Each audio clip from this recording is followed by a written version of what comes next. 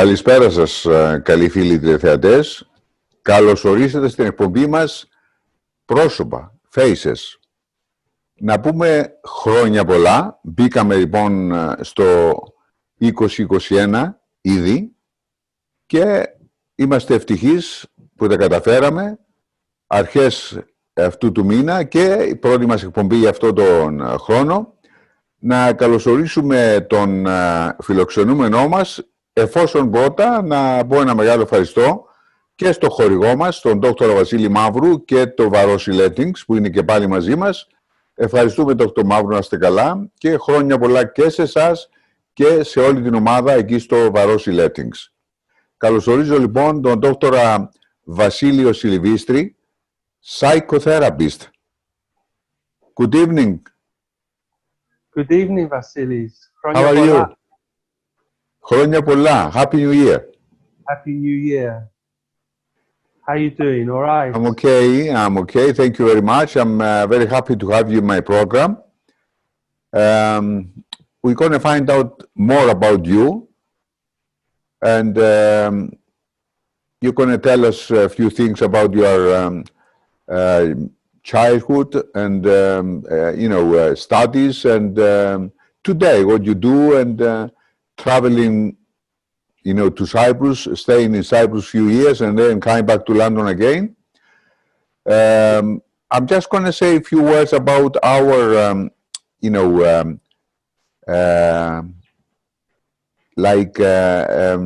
friendship, become a friendship because of the program that we had a few years back in LGR. And you were a very regular guest on a program. Yes. And then we missed you because you went to Cyprus. And Yes. now you are back here again. But let's start from the beginning. I want to know where you born and, a little bit about your childhood, your parents and all that thing. Yes. Thank you, Vasily. For me, it's a privilege to be on your show. Thank you very much. We'll start the journey of, I was born in Johannesburg, in South Africa, and I'm a twin. I have a twin brother and 3 sisters. And in 1960, at the age of 6, we came to England in the 60s, and my younger sister was born the following year, and we lived in London. And of course, my father opened a business in Haringey, and he had a greengrocer. And at the same time, I attended school, the O-levels and A-levels. And then I went on to college, to university, where my first degree was in the dental profession, where I studied technology. And then from there, I progressed and started my master's. And then in 1974, I went back to South Africa, actually for a holiday, and stayed 27 years. Ah. It was a long holiday. It was, yes. Very long. Before you go further, where your parents came from? I mean, my father, yes. My mother's from Limassol, and my father's from Arsos. Okay. Vasa, Arsos, and my grandparents from my mother's side came from Gambos and Miliguri. Oh, yeah. So we've got Singanese all over Cyprus. And of course, we used to go back on holidays in the 70s back to Cyprus and visit all the relatives. And I remember in 1971, my brother and my sister, myself, we went on holiday for 5 weeks and we toured the whole island. And I fell in love with the island. I remember coming back to England and saying to my parents, I want to one day live in Cyprus. And so eventually in the future that happened. But in 74, we went back to South Africa and I continued my work, my studies. I specialized in prosthodontics. I did my PhD. And that went on for many years. I enjoyed we were very involved with this, the community in Cyprus. South Africa, the Hellenic Cyprus Brotherhood. Every Sunday we used to go to the Cyprus society and, you know, mix with all the other Cypriot Greeks. It's a big community there. So lots of weddings and... How big is it, the community? I mean, well, how big was it there? And, you know... Well, in all, there must have been at least about 110,000 Yeah, it's big. Yeah. and Cypriots. Quite big, yes. Big, yeah. And, you know, the community in South Africa is very close-knit. However, we still integrated within the society. We actually became South African, you know, outdoor living, beautiful weather, lots of functions. But of course, traveling to Europe was a long trip, 10 hours. The closest was Johannesburg, Athens, and Athens always seemed to be the first port. So we would fly to Athens and then around Europe. Mm-hmm. And then, of course, you know, we worked and I studied. And then, of course, in 1991, 92, when the whole political situation changed in South Africa, the apartheid system collapsed. And then, of course, Nelson Mandela became our first black president, which was a really, really fantastic time in South Africa because of the change. He was a very charismatic man. I've had the privilege of meeting him and being in awe of his presence. And then in 1996, I decided to come back to England and continue with my dental profession. But that only lasted 15 months, Vasily. Yeah. One day I woke up, I was about 43, and I thought, you know what, it's time for the next phase of my life. Okay. So I went back to school, back to college, and I started my training as a therapist. So you left the job completely, and then you went into a new course. Yeah. Yes. Mm-hmm. I thought at this stage of my life it would be it's time for a change. You see, I had started my training at 17, which is young. Uh-huh. And I sort of worked through it, and it was a very good profession. It is a very good profession. I was able to do many things in my life, travel the world, do a lot of things, studying. But then at that stage, I thought I need to sort of develop my own life. So I decided to go back to college, and I actually started right from the bottom, if you can put it that way. I started at the certificate level of therapeutic counselling, and then I went on to do an advanced certificate in counselling. And then I managed to get into a college in London called the City Lit, where I started my 2-year diploma in counselling practitioner, which was a fantastic period for me because it was about self-development, about my own personal development as a human. At the same time, understanding human behavior and how do we click.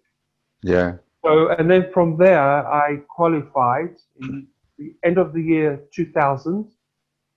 I got my diploma, and fortunately, I managed to get a job as a counsellor in a very large transport company in London in occupational health as a trauma specialist, which I really loved it. I loved it. I thought this is really what I want in life. Yes. To be able to do this type of work. And then, of course, in 2005, we had the bombings, and I was involved in I was actually at Tavistock when the bus blew up, and I helped all the injured. And that gave me a deeper passion to study more about trauma and PTSD. And if you recall, Vasily, that was the time when you invited me onto your program, and we spoke about trauma PTSD. Yeah. And subsequently, we did other programs on stress. However, also in this period of time, I started a course at the Roehampton University for the postgraduate diploma and the master's degree in psychotherapy and counseling. So what happened? So I developed more of the academic, but I also needed more practice. Yeah. And then one day I woke up and I thought, I have an opportunity to go to Cyprus. In 2006, my wonderful mother, she passed away. And obviously we had to go to Cyprus and sort out her property and everything. And the year before that, my father died. Oh. So within a matter of 18 months, I had lost both my parents. I know. Very shocking. And for the family, it was really quite traumatic to lose two parents in such a short time. Especially my mother, who I was very, very close with, and she was a very, very intelligent woman, very erudite, knowledgeable, and she was always encouraging us to be Cypriot Greeks, our heritage, very, very pro. She died, so I went to Cyprus, and I thought, well, this is an opportunity for me to live here. I have many relatives, I have cousins, I have aunties, and so you decided to stay, yeah? Absolutely, and I remember I had to come back and finish off my work here in London, and we had that program together where, for me, it was the farewell. Did you have any commitments here? I mean, with your job or something? Well, I had, yes. What I did was I took a 6-month sabbatical, which they allowed me to. So I was able to go to Cyprus for 6 months, just to get the feeling of psychology. How do we work in Cyprus? Yes. And then you decided it was for you, and you stayed there. And I met some colleagues, some psychologists in Limassol, and a very good colleague and a very dear friend of mine, Maria Kester. She said, this is empowering for you to go into your own practice. You will find your path. Yeah. And she was right. And so it was a very slow process, because Cyprus, the Cypriot mentality is totally different to here. For them, psychotherapy, counseling, psychology, there's still quite a lot of stigma around therapy. We are often, even my relatives would say, we don't need therapists here. We have our friends, or we have, the church. And I used to say, yes, but sometimes the issues are so deep that friends don't have time to listen. Sometimes there is things that you can't tell to your relatives or friends, and you have to find a, expert to talk to about it. Yes. Absolutely. So slow, and also the one fortunate area for me is that I'm South African. I'm also British UK school, so I have an understanding of how British English people, how they behave, their humor, because I was brought up in England. And of course, I'm South African, so there's also a big South African community. And also within the British, the expats, I was approached by the Cyprus Samaritans, and they asked me if I could be their patron, which was for me a great honor and a privilege. This is all voluntary, but they wanted, not as part of the charity, they wanted somebody as a patron who had an understanding of psychology, psychotherapy. And it was a really good time for me, because I also involved in a lot of voluntary work within the community, and also invited the Cypriot community in what we were doing, educating. Also at the same time, Vasily, I used to write articles for a Paphos newspaper every month. Okay. Every month I would submit an article on mental health to educate. And also, because I'm South African and we all know each other, I started to, the clients started, Bas, can we come and see you? Can we book an appointment? And a lot of word by mouth of our work. It's we don't advertise in newspapers or anything like that. It's all word of mouth. And slowly, I also went back to school and studied a bit of Greek, just to brush up my Greek for my Cypriot clients. Yeah. Of course, Greek is a beautiful language, but it was difficult because of the grammar. Whereas, and it's so there were bits, and I was able to do some counseling work in Greek, but most of my work was in English. And of course, being involved with the expats,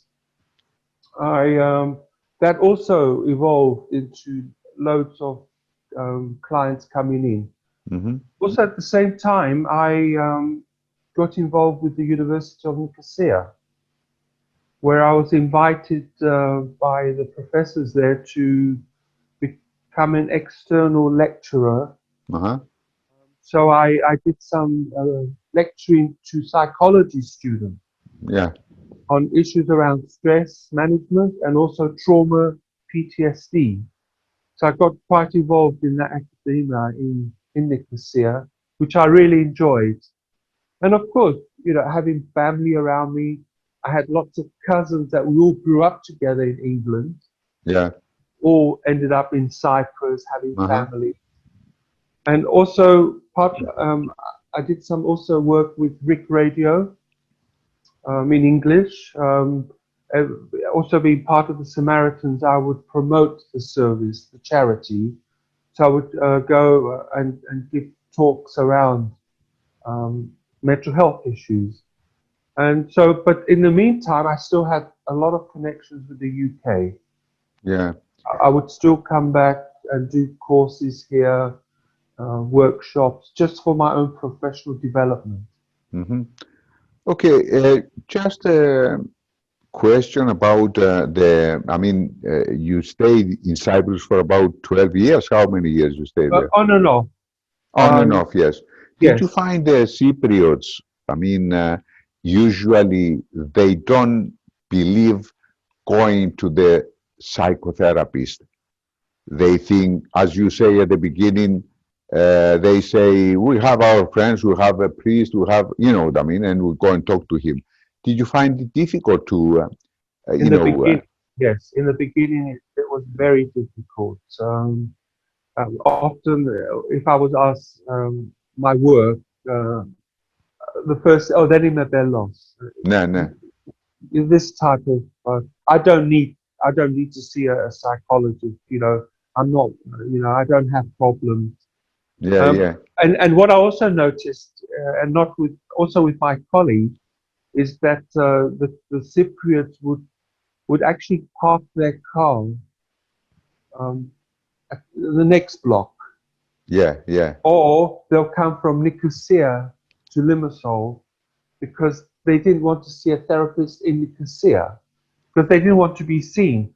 But I did notice, this is, I think, because they think it's embarrassing for them to, let people or someone know that they have problems, psychological problems. That's why they are not accepting this as an actual,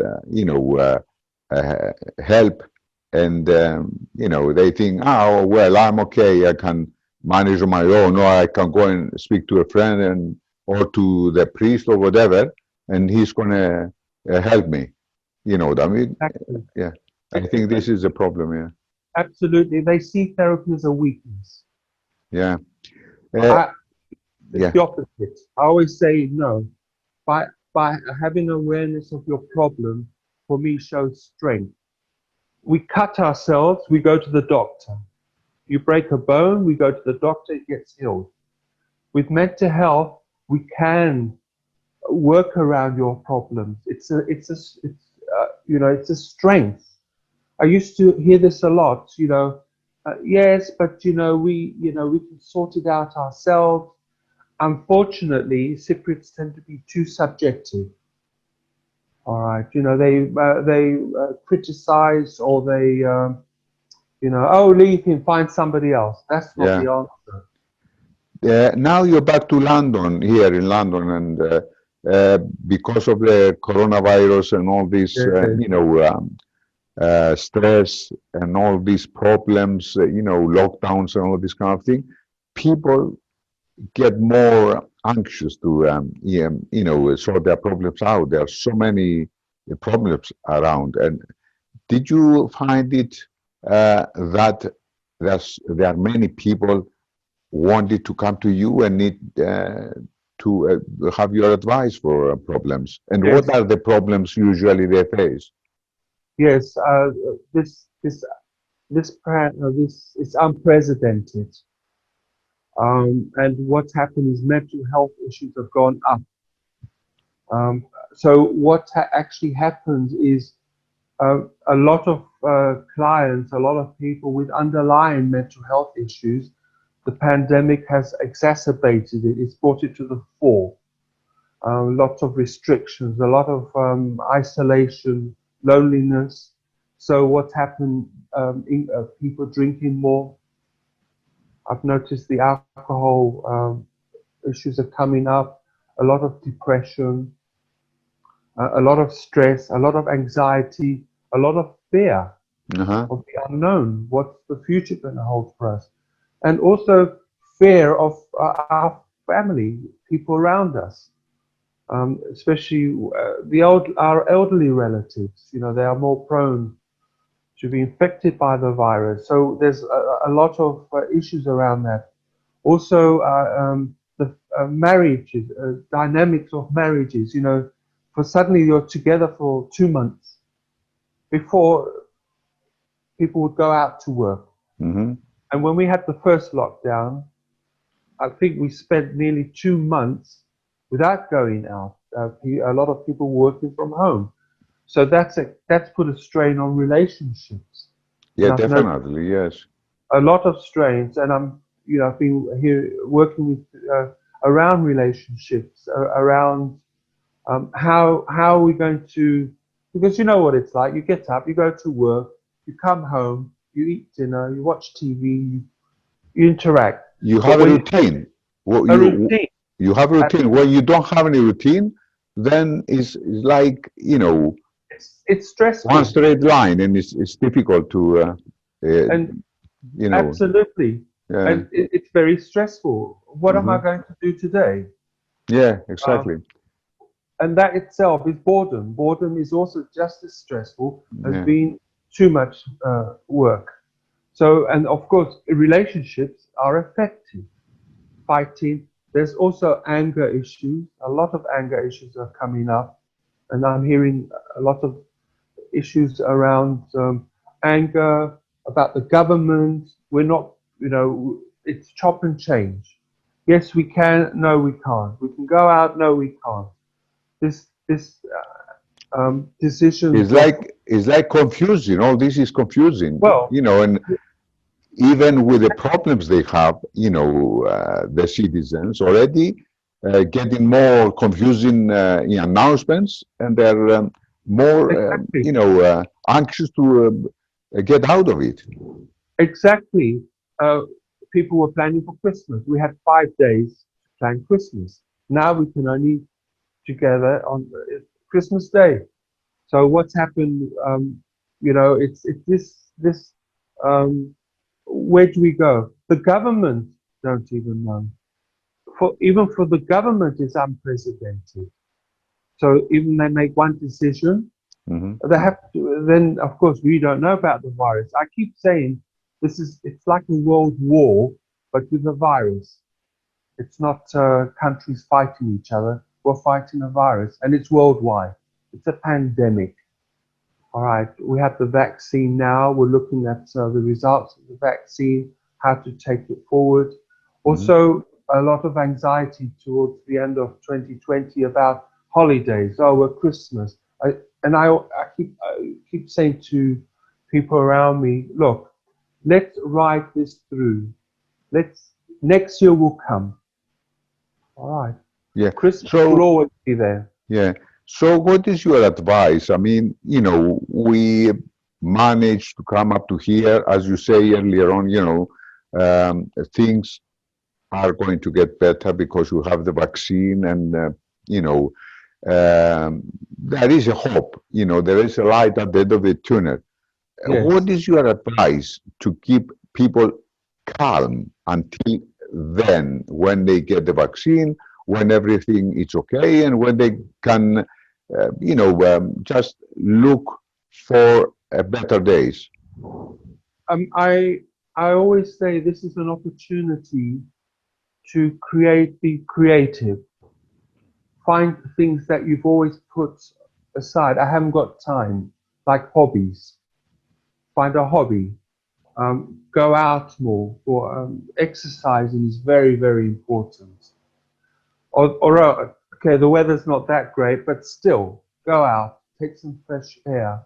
Find some, start art, for example, or being creative. Also, with anger management, let's be creative with the anger. We're all in this together. Let's support each other. Also, we've got now technology with Zoom, online. Connect through Zoom. Connect with your families, and you can actually connect with anyone now around the world. Contact friends. This period has been an opportunity for me to phone all my friends in South Africa, all my friends and relatives in Cyprus, and every day I'm phoning somebody. How are you doing? Let's connect. Yeah. Let's do this. So having some kind of a program. Actually, the best move is to start getting in touch with friends, people that you might forget about them, and you just have their phone, just call them and talk and find out what they're doing and all this. Absolutely. Keep yourself occupied with something. Yeah? Absolutely. Try and get some kind of a routine. You know, try and get up at the same time. Do things, you know, shave, brush your teeth, get dressed, go for a walk, have your breakfast, go for a walk, connect. So try and plan. What am I going to do tomorrow? And again, you know, finding some kind of activity that you've, like for me, I've been wanting to finish my book. I've now finally finished my book. I thought, well, I've written all these articles that have been published. I'm consolidating, and it's in a book now. So the next phase is having it published. Clean out the drawers, the cupboards, throw all the junk away. You know, we tend to hoard things, and you'd be surprised. You know, I have another question, actually, about psychotherapy. How about you yourself? Did you come to the stage when you think, I can't sort this problem out? I feel a bit, you know, stressful, and I'm anxious to sort something out, and I can't. Did you ever thought that you get advice from another psychotherapist? Well, in our profession, Vasily, we all need supervisors. Supervisor, yes. Yes. I'm also a supervisor myself. So it's like it's rotating. I have a supervisor who I talk to about my problems, which might affect my work. I have other psychotherapists who I am their supervisor. So there is a continuum. Often I get asked this question: how do you manage? You hear all these problems. And I say, well, with good supervision. And it's ethical and it's a professional approach to my practice, having a supervisor. Mm-hmm. Right? And it's part of, because I am BACP, which means I'm part of the British Association for Counselling and Psychotherapy. Part of being with that organization, I have to have regular supervision, which is for good practice. Yes, sometimes I might have a bit of problems or I feel a bit low, and I'm able to talk about this with my supervisor. Uh-huh. How about, any family? We are family? Well, family, I have family, I have around me, they have problems too. Yeah. And often I would help them. Obviously, I can't counsel them because they're my family, but I can offer let's look at it in a different way. I've recently had family, unfortunately, that contracted the virus and died. Oh, I'm sorry about that. Yes, they were all right. Yes, and this, the ramifications of the funeral. We couldn't have the funeral. No one could attend. That was a big problem, especially for my aunts. Yeah. Where we couldn't do the funeral. Mm-hmm. So we had to say, well, look, we have to take care because of the pandemic. These issues have come up. Also with friends, I often a friend will phone and say, Vas, I have a problem. If I feel that I'm not able to help, then I often will say, well, let's find you somebody that you can talk to. And a good thing especially here in the UK, Vasily, is that we have like the Samaritans. We have a service where you can actually phone. We've also got the NHS, where they've a very good website on mental health. Yes. And they will guide you to look for the mental health professional in certain areas. Yeah. But it's unprecedented, and we will get through this. Mm-hmm. Before we go, because time is going so fast, do you have any plans to move somewhere else again, back to South Africa or Cyprus, or I'm here. You're going to start here. I've just celebrated my 67th birthday, and I'm back. I'm very fortunate to also. I have 3 homes: Cyprus, South Africa, and the UK. And Okay. and now I have my family. I have a twin brother who's not far from me, and my niece lives around the corner. So I have 2 sisters in Cambridge. That's good. And so we have family, and also I have friends that I've had for many, many, many years, and we've all connected again. Yes. So, Dr.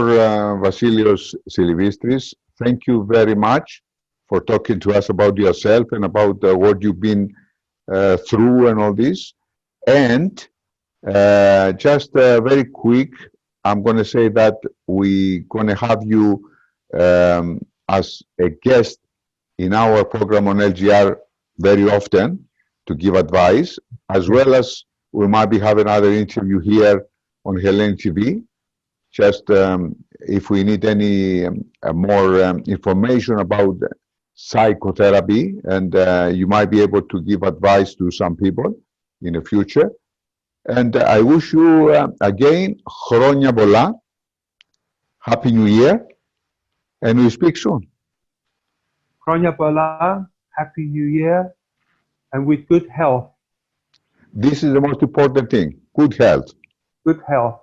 I hope everything goes okay, and and we get rid of the virus and come to the stage when everything is going to be nice and easy again, and be able to come in touch with people and, have a healthy life again. Absolutely. Thank you very much. And it's been a privilege. Thank you. Thank you. Very much. Κάπου εδώ να μου επιτρέψετε, καλοί φίλοι τηλεθεατές, let me just say a big thank you to Dr. Vasilis Mavros and Varosiletings for their sponsorship. Thank you, and thank you for stay with us. We're gonna see each other next Sunday, the same time, with a new face or faces. Till then, take care of yourselves. Be safe and happy. Good night.